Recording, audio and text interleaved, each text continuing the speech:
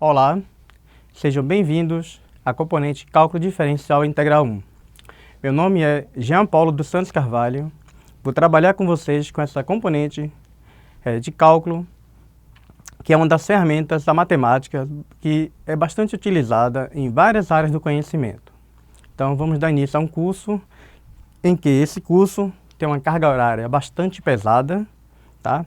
Então nós precisamos da dedicação de vocês para que vocês possam, além de assistir às videoaulas, participar das atividades como resolução de lista de exercícios, questionários, participação no fórum, tudo isso no sistema AVA. Vamos apresentar a ementa do curso.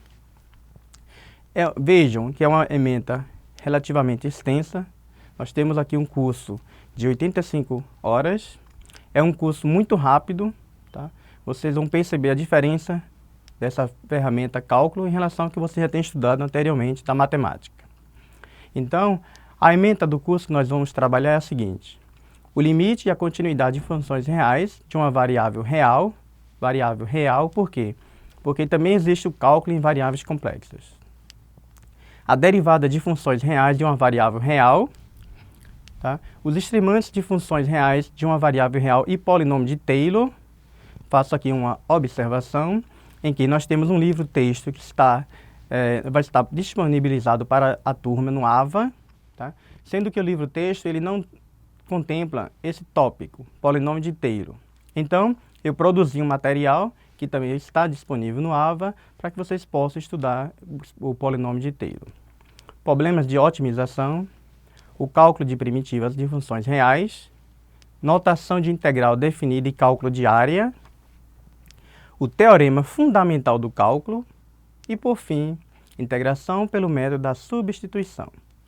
Eu dividi esse conteúdo em 4 tópicos, tá?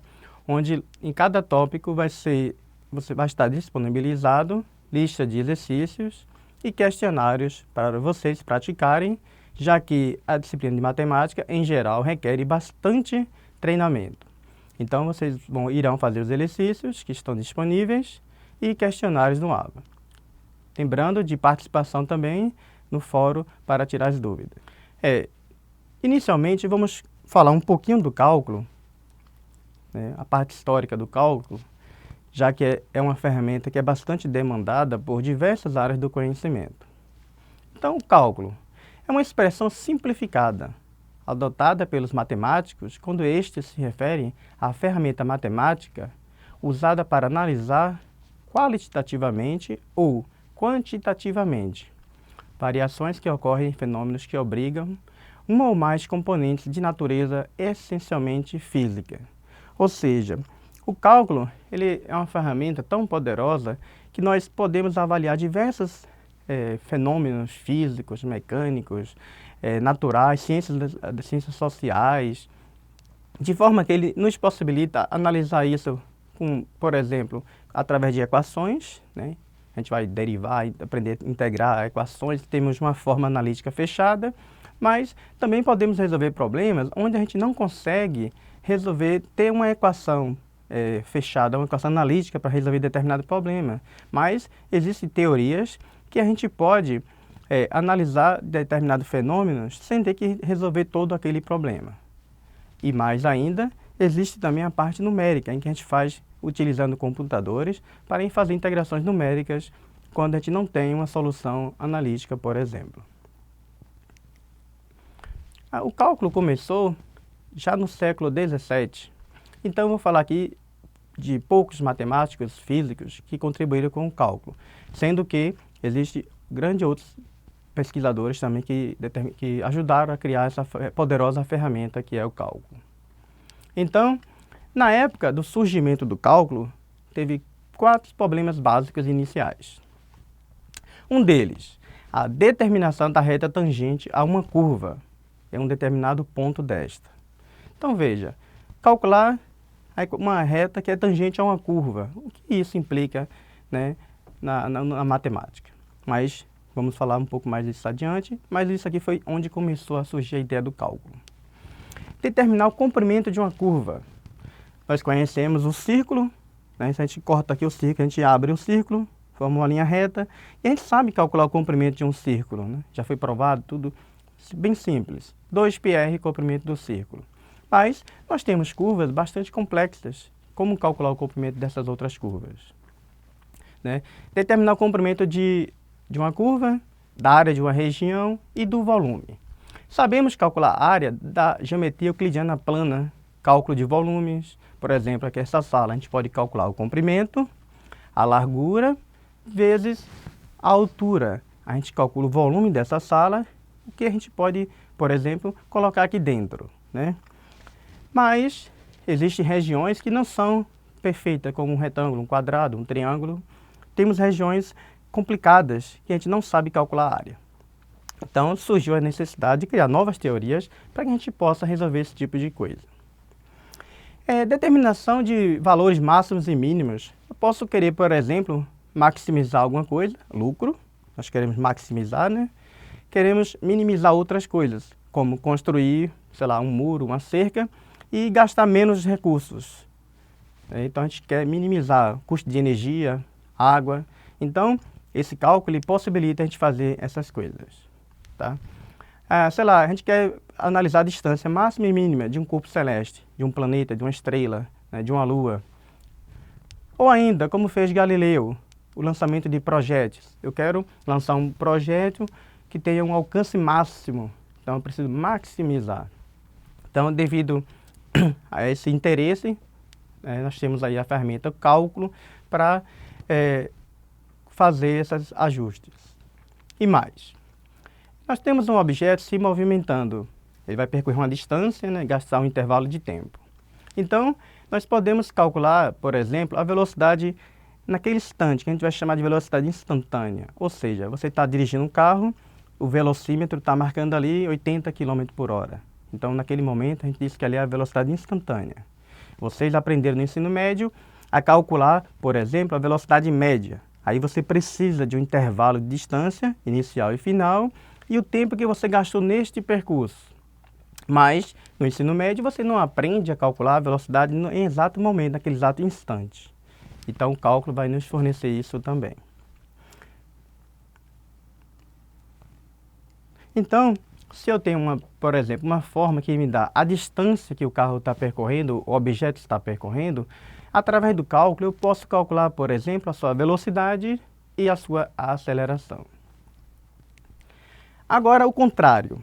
Se eu tenho a aceleração, quero determinar a velocidade ou a posição, o que a gente faz?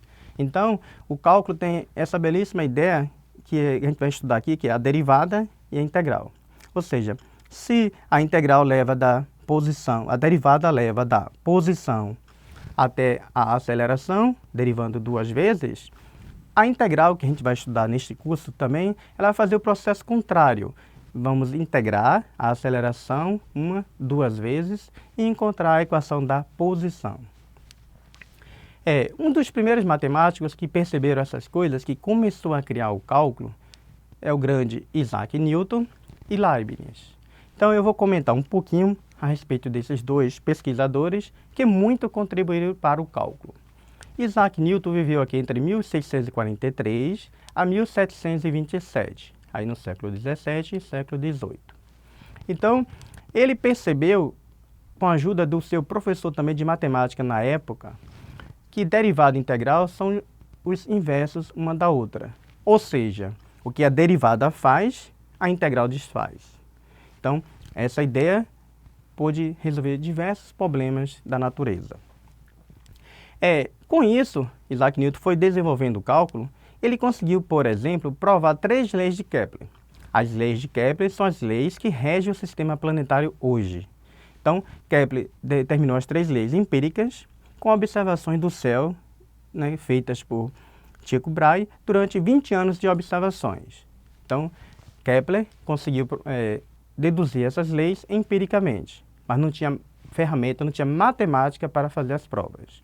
Então, coube ao grande Isaac Newton fazer a prova das leis de Kepler, utilizando a ferramenta que ele próprio criou e foi publicado num livro chamado Princípio.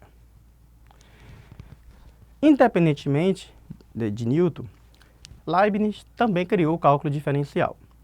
só que com notações diferentes, mas resultados muito próximos de Newton, sendo que um não conhecia o trabalho do outro.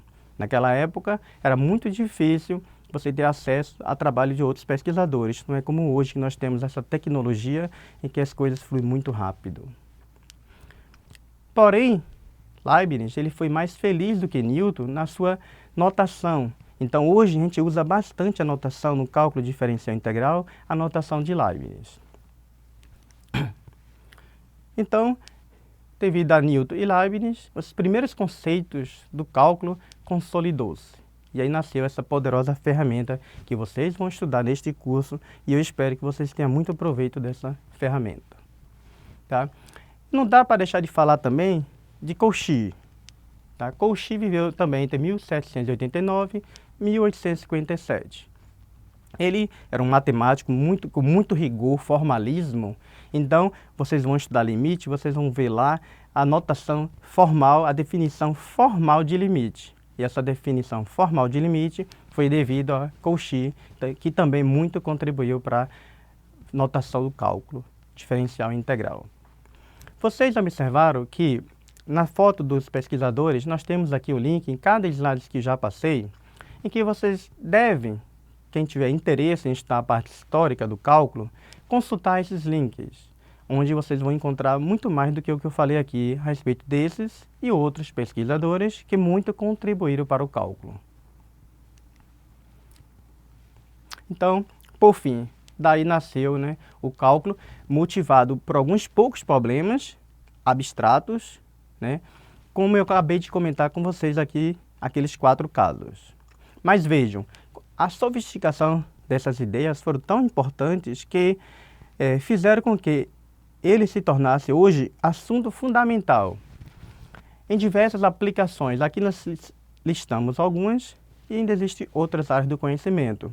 Vejam que não só a matemática, mas física, química, engenharia, estatística, biologia, a medicina também, economia, astronomia desde os tempos remotos, mas também nós utilizamos o cálculo, pouco, mas usamos nas ciências sociais. Aparece cálculo até mesmo na psicologia. Então, é uma ferramenta que o matemático ele pode entrar em várias outras áreas do conhecimento. Aqui nós temos as referências, existem diversos outros livros. Nós estamos disponibilizando para vocês o primeiro livro, do Moreira et al., né, que são 3 autores, que está no AVA disponível para vocês. Mas, quem tiver acesso a outros livros, também pode consultar e seria muito bom. Eu cito aqui mais alguns livros. O Stuart é um livro da edição 2013, está muito atual, está muito interessante, tem bastante aplicações, é um livro muito rico. O Guidoriz e o Flame são 2 livros, são produzidos aqui no Brasil, que também são muito bons. Em especial, o Guidoriz é bastante usado por cursos de matemática. Por fim, deixo aqui uma mensagem para vocês, que sei que provavelmente muitos de vocês devem ter dificuldade com a matemática, mas observe o que Albert Einstein informou nessa mensagem. Não se preocupe com suas dificuldades em matemática. Posso assegurar-lhes que as minhas são bem maiores. E foi isso mesmo. Einstein teve muita dificuldade com a matemática. Ele sempre recorria a matemáticos para discutir, para poder criar sua teoria da relatividade, onde, com seus resultados, o cientista Albert Einstein ganhou o prêmio Nobel. Então, espero vocês na próxima aula, espero que tenham gostado e não deixe de assistir os links indicados para estudar um pouco mais da história do cálculo. Obrigado.